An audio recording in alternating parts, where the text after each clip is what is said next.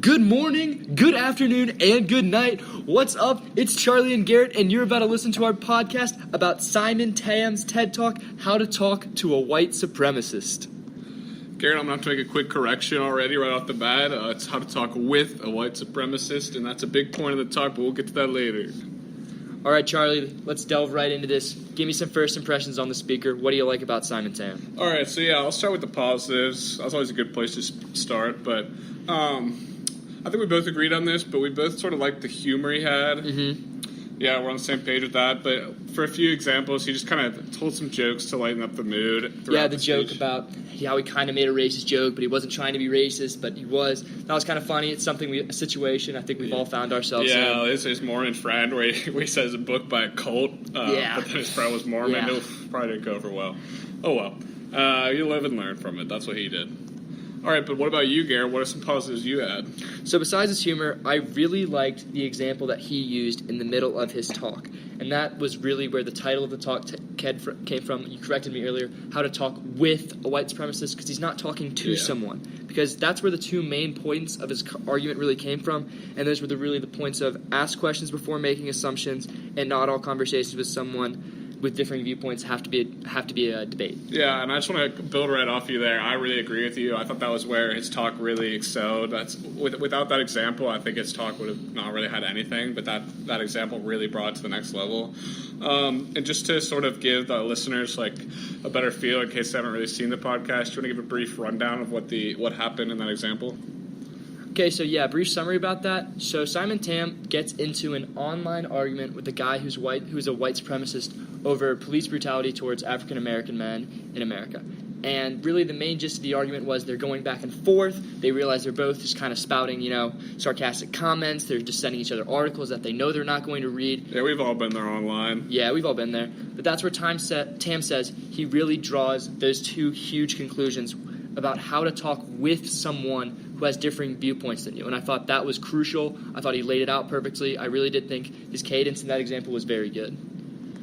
But that does kind of remind me, Garrett, about how it rolls me right into some of the things I didn't like about the talk. And I think both of us agreed on this. The big one was the way he talked. And that might sound a little harsh, but it seems sort of intentional. The way he kind of had the same emphasis or voice he used for everything. It was monotone. Yeah, which really made nothing emphasized. It kind of destroyed like the pathos emotion or aspect of his speech. There's really no emotion to it, so it's harder to connect on that level. So it's more just logos and ethos. So besides the way he talked, was there anything he did that you didn't like? Yeah, the other big thing I'd say is that his example where he talks about in the prison, I really think that didn't contribute to his overall theme in any way. Just to give another brief rundown, I'll do this one. Okay. He goes to a prison with his band he's playing in, and there's some neo-Nazi white supremacists there. Yep. But one of them ends up coming up to him and has asked for his autograph for his daughter to show that he could change. Which, this is an interesting story. It's feel good, but I think it doesn't really contribute to his overall point. So it's kind of a waste of his valuable time in the talk. Yeah, I was thinking the exact same thing. I mean, how did that really relate to the themes of asking questions before assumptions, and then not all conversations with someone who have differing viewpoints have to be a debate? Yeah, exactly. We're on the same page. Yeah. All right, so now that we've sort of analyzed the speaker himself, I want to move on to more of a personal reflection, talk about what we got from it, what we think about, what is sort of our reaction to his talk. Okay, yeah. So I'll go right into this because I remember the first thing that we did in this Other Voices class was we wrote a paper about our experience with racism. And I remember one of the main aspects that I focused on in my paper was racism and how people treat racism and how people have arguments over social media. And this was huge in the talk because he had this argument with a white supremacist over social media. And they were doing exactly what I see all the time. They were being snarky. They were just sending each other articles back and forth that the other party wasn't reading. And that's what I see a ton of on my social media timeline. You have people who are unwilling to listen to the other side's debate, and because of that, they're never going to grow, which is exactly what Tam focused on in this wonderful talk. You know what, Garrett? That was amazing. I really think let's get some applause for Garrett here. Thank you. All right. You know what, Garrett? I really relate to that, too, to be honest. I think that's a great connection because I think anyone that's listening to this podcast would really agree with that you just have to go on the YouTube comments of any video, go on the Twitter, any Twitter feed, and you always see stuff like that. And it kind of, to me, it's kind of disgusting because you just see how ignorant some people can be online. And it's really sort of like demoralizing and a bit demotivating. Because we're never going to make any progress. Yes. And that's what he talks about that bit in the talk, where it seems like you feel like you're never going to make progress. So it's nice to hear him sort of talk a little bit about how he wants to.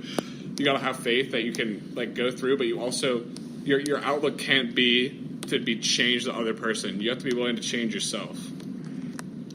And Charlie, I'm just going to segue right into Martin Luther King, because this whole thing about talking with someone with differing viewpoints reminded me a ton of Martin Luther King Jr. and his letter from the Birmingham jail. Because in that, Martin Luther King, he wrote that letter in the jail to those other members of the church, because he was willing to sit down and have a conversation with them. He was willing to talk with them about an issue. He didn't want to talk to them and just spout his side of the argument and what he believed. He wanted to hear their side, and he wanted to actually make progress in a time that was pretty rough. You know, Garrett, I really agree with you there. I don't think anyone could debate with that. It's a great connection. That's really Martin Luther King's main idea, but I'm actually, you know what, I'm going to do it. I'm going to bring up Abraham Lincoln here. Okay. I think that Abraham Lincoln shows this pretty well. We talked about in class, he has a cabinet made up of people who disagree with him. Mm-hmm. That's exactly what Tam's talking about, his preaching. You want to learn from the people you disagree with. That's where you learn the most. If you just have a bunch of yes men, you're not going to learn anything, you're not going to grow. So even Abraham Lincoln, like the Satan of this world, he knows how to learn and improve. Charlie, just to get that right, did you just call Abraham Lincoln a Satan of this world? Well, yeah, I did. You know, I did. I'm going to own up to it. And Charlie, why did you call Abraham Lincoln a Satan of this world? Oh, well, my role model, one of the people I look up to the most in the world, he taught me everything I know, Mr. Ehlers, my other voices teacher. He taught me that not everything you know about Abraham Lincoln is a true fact, so just do some research. You know, Garrett, though, I did have one thing about this talk that I kind of struggled with. What's that? It's sort of... to take his white supremacy example, for example. Okay.